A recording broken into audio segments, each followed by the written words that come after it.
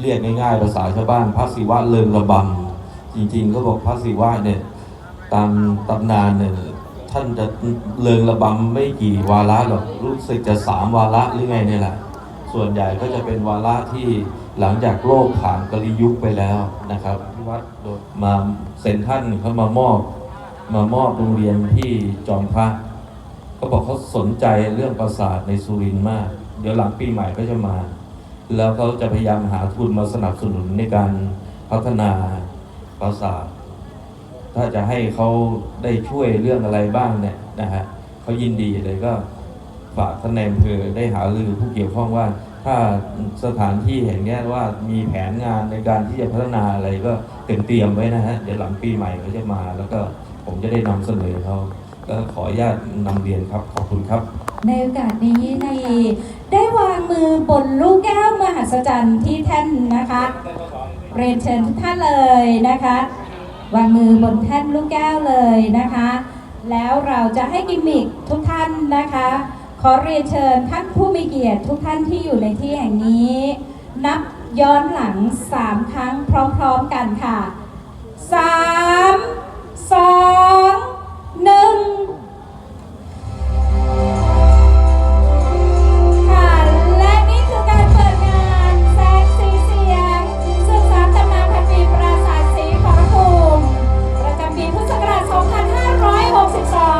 อย่างเป็นทางการจากท่านผู้ว่าราชการจังหวัดสุรินทร์นะคะนายไกรสอนกองฉลาดค่ะขอบคุณท่านผู้ว่าราชการจังหวัดสุรินทร์เป็นอย่างยิ่งนะคะที่ได้ให้เกียรติกล่าวต้อนรับพร้อมทั้งประกอบพิธีเปิดงานในค่ำคืนนี้ค่ะ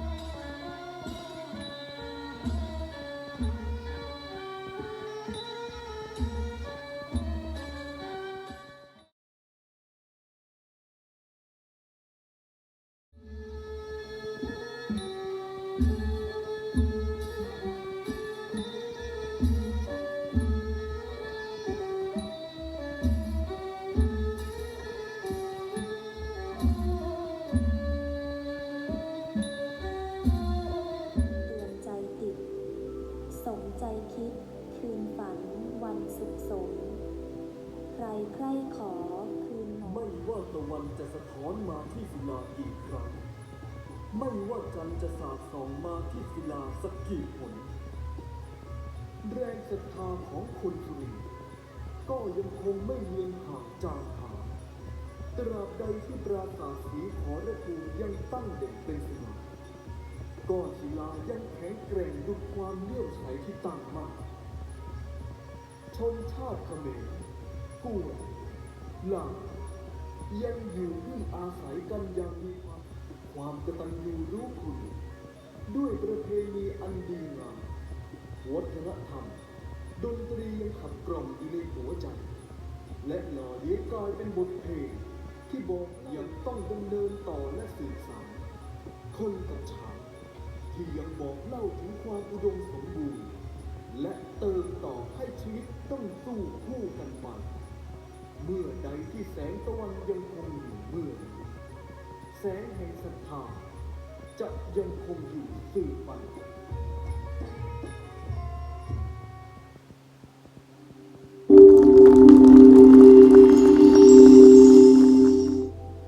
เมืองสุรินทร์มีมานาน ทั่วสุรินทร์ทุกถิ่นเพลินตาเพลินใจแม้นท่องเที่ยวไป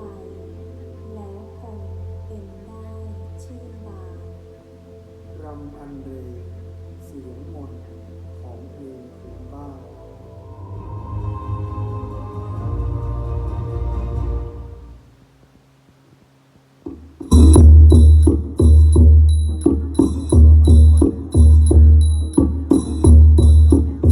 สุรินทร์ของเรา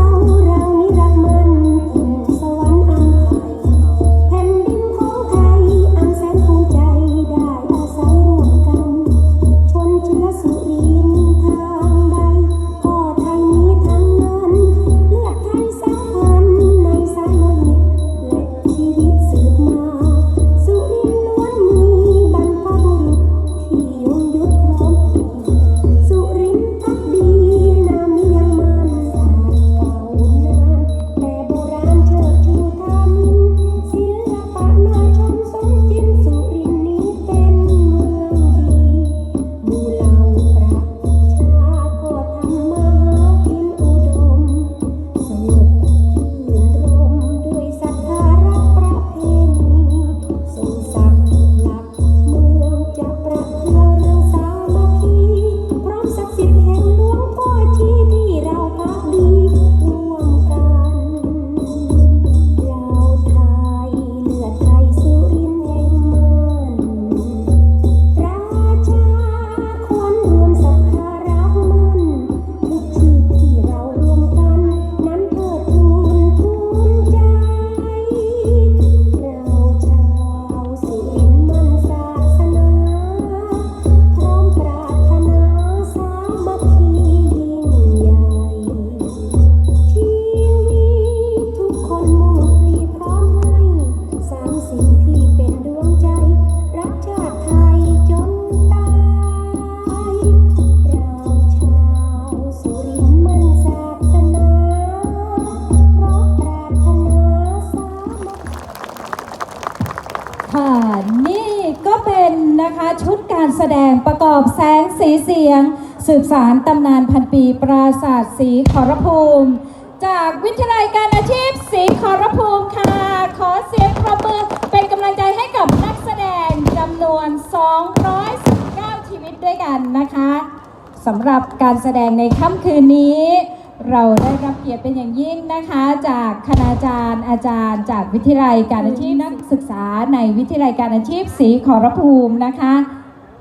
และนักแสดงกิติมศักดิ์นะคะ เสียงที่ท่านได้ยินเมื่อแสนโดนตาเป็นการเขียนบทนะคะ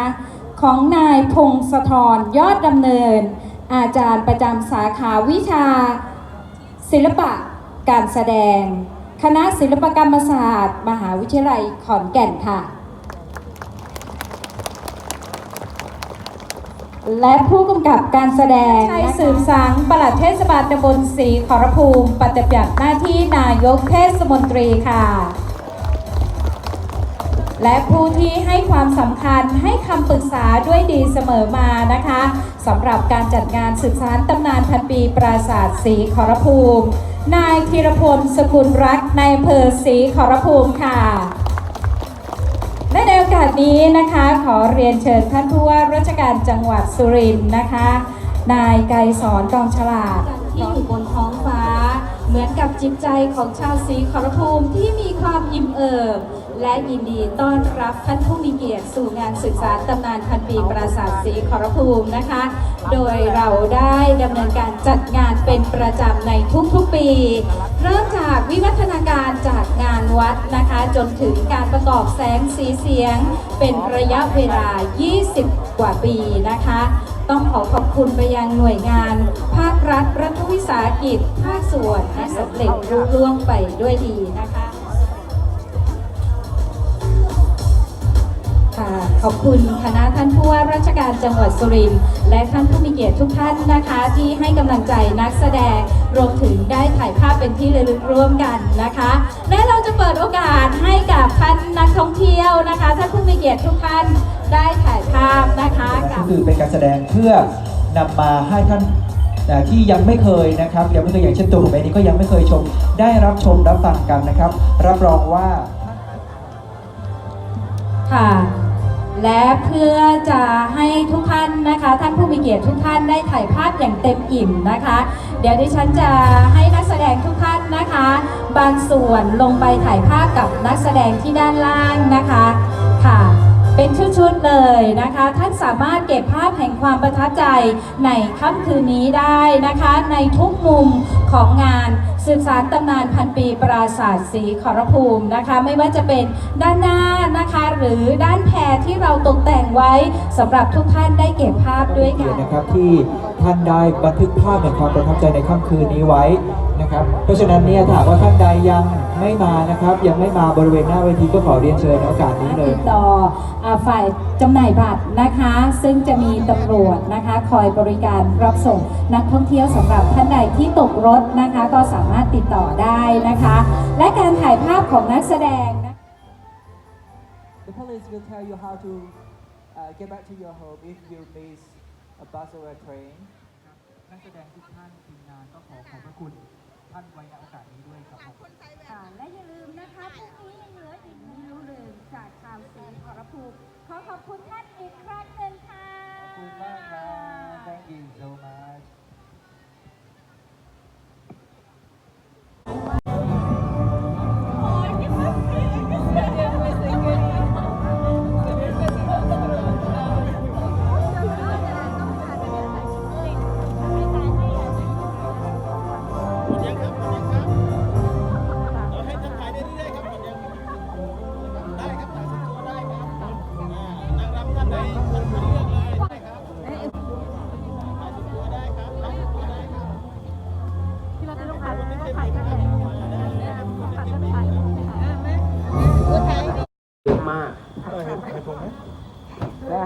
มีใครไม่รู้นะครับว่าพรุ่งนี้ต้องแสดงอีก1 วัน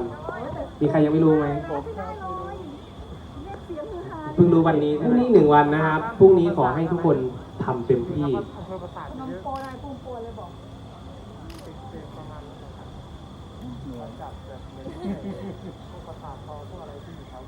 แล้วก็